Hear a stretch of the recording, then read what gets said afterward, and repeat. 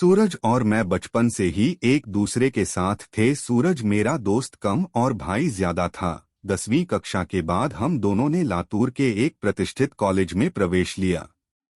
हमारे लिए लातूर शहर अनजान था, पर कुछ ही दिनों में हम उस शहर का चप्पा चप्पा जान गए थे, क्योंकि सूरज और मैं पूरे दिन गांव में बाइक से घुमा करते थे। हम दोनों रोज रोज उसी शहर में घूमकर बोर हो चुके थे। इसलिए एक रात हमने लॉन्ग ड्राइव पर जाने का फैसला किया।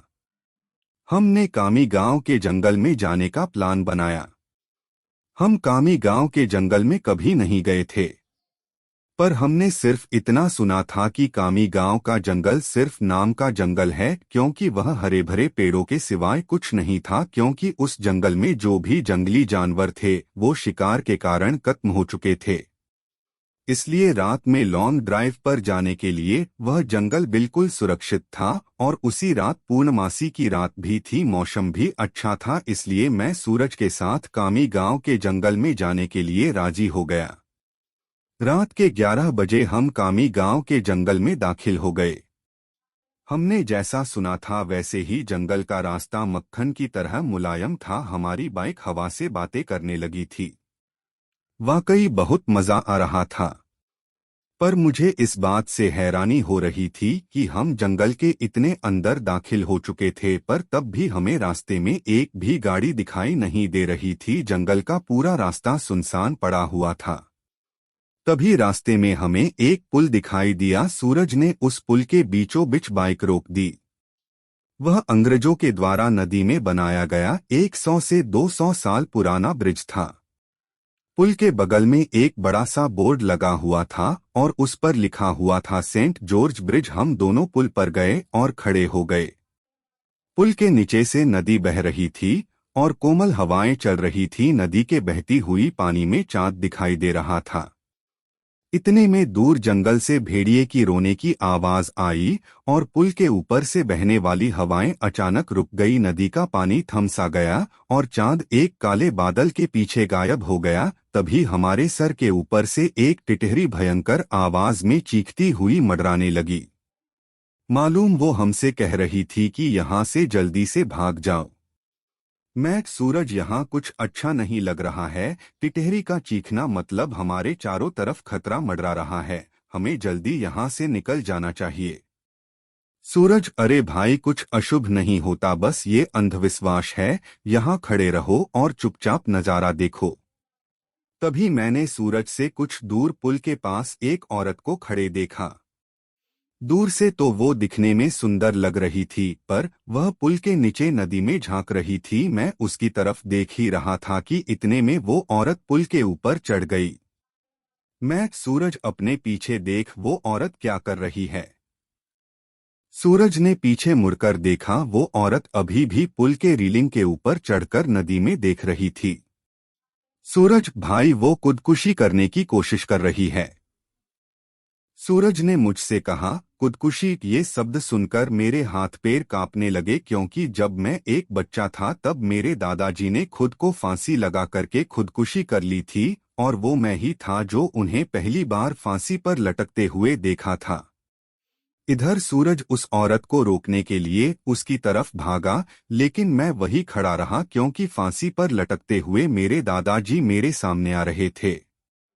सूरज तेजी से चिल्लाया, अरे चाची, क्या कर रही हो, उतरो, वहां से गिर जाओगी। सूरज की आवाज सुनकर मैं होश में आया। सूरज उस औरत के बहुत ही करीब जा पहुंचा था और तभी वो औरत नदी में कूद गई। तब तक मैं दौड़ते हुए सूरज के पास जा पहुंचा। वो औरत हमारे सामने नदी में डूब रही थी और चीख रही थी, बचाओ बचाओ, पर हम उसे सिर्फ डूबते हुए देख रहे थे, क्योंकि हम दोनों बहुत ज्यादा डर गए थे। वो औरत मदद के लिए बुला रही थी। फिर तभी सूरज ने अपनी टी शर्ट उतारा और पुल के रेलिंग पर चढ़ गया। मैंने उसका हाथ पकड़कर उसे रोकने की बहुत कोशिश की, लेकिन वह नहीं माना। उसने मेरे हाथ से अपना हाथ छुड़ाकर उस लड़की को बचाने के लिए नदी में कूद गया। सूरज नदी ने कूदते ही उसने अपने आसपास देखा तो उसे वह औरत कहीं भी दिखाई नहीं दे रही थी। उसने सोचा कि वह डूब चुकी होगी। फिर उसने गहरी सांसें ली और पानी के अंदर डुबकी लगाई। कुछ देर बाद वह पानी के ऊपर आया, लेकिन वह लड़की कहीं नहीं दिखाई दे रही थी। मैंने आंखें बंद करके भगवान से प्रार्थना की, लेकिन जब मैंने आंखें खोली तो मेरे बगल में ही पुल की रेलिंग पर वही औरत बैठी थी जो कुछ देर पहले नदी में कूद गई थी। वह किसी जंगली जानवर की तरह पुल की रेलिंग पर बैठी हुई थी और नदी में सूरज की तरफ देख रही थी। मैं मन ही मन सोच रहा था कि तभी मुझे लगा कि ये औरत नहीं बल्कि एक चुड़ैल है, और मैं डर के मारे कांपने लगा और जोर से चिल्लाया, सूरज।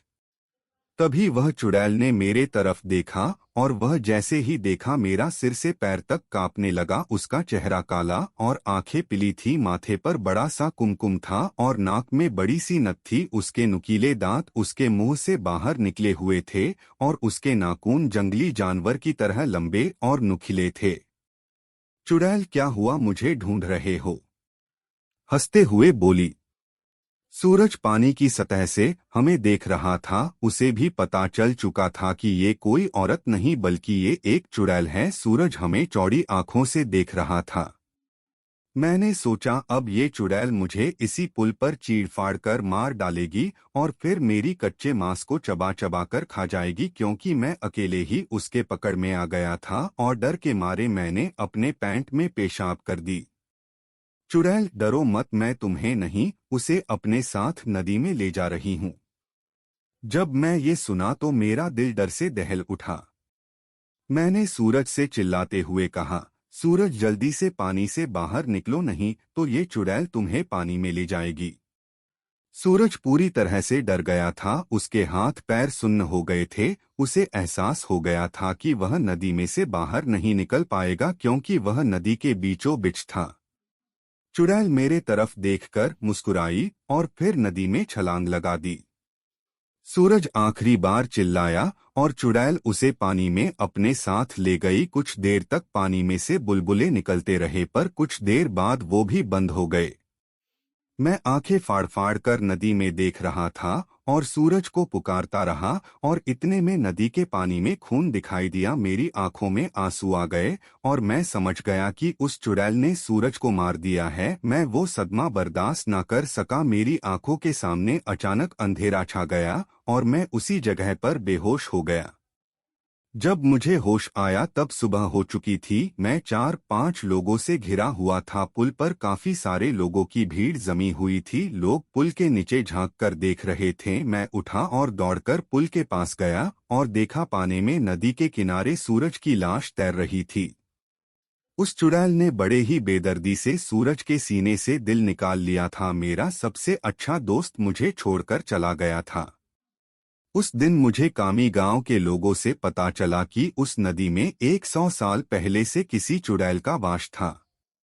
असल में हुआ ये था कि अंग्रेजों के जमाने में एक अंग्रेज अफसर ने सुंदरा नाम के एक औरत का बलात्कार किया था। ये बात आसपास के हर गांव में फैल गई थी। इसी कारण सुंदरा से गांव की कोई भी औरत बात नहीं करती थी, क्योंकि सब लोग कहते थे कि उसकी पवित्रता नष्ट हो चुकी है। गांव के लोग उसे हर दिन ताने मारते थे। कुछ दिन बाद सुंदरा के पति ने भी उसे छोड़ दिया। तब सुंदरा अपने घर चली आई। कामी गांव ही उसका मायके था, लेकिन वहां भी उसे बहुत सारी बेइज्जती झेलनी पड़ी। वह हर दिन लोगों के ताने सुनकर तंग आ गई थी। इसलिए एक दिन पूर्णमासी की रात सुंदरा ने कामी गांव के जॉर्ज ब्रिज से नदी में कूदकर खुदकुशी कर ली थी। मरने के बाद वह चुड़ैल बन गई और पूर्णमासी की रात सुंदरा उस ब्रिज पर आती थी और लोगों को इसी तरह कपट से अपना शिकार बनाती थी।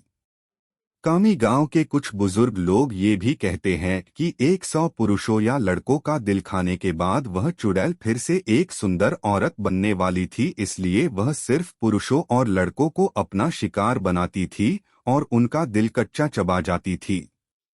सूरज के मारने के बाद कामी गांव के जॉर्ज ब्रिज पर कभी भी वह चुड़ैल दिखाई नहीं दी। इसीलिए कामी गांव के लोग कहते हैं कि मेरा दोस्त सूरज उस चुड़ैल का आखिरी शिकार था और उसके बाद वह फिर से जिंदा और सुंदर स्त्री बन गई और अभी वह किसी आदमी के साथ सामान्य जीवन जी रही होगी।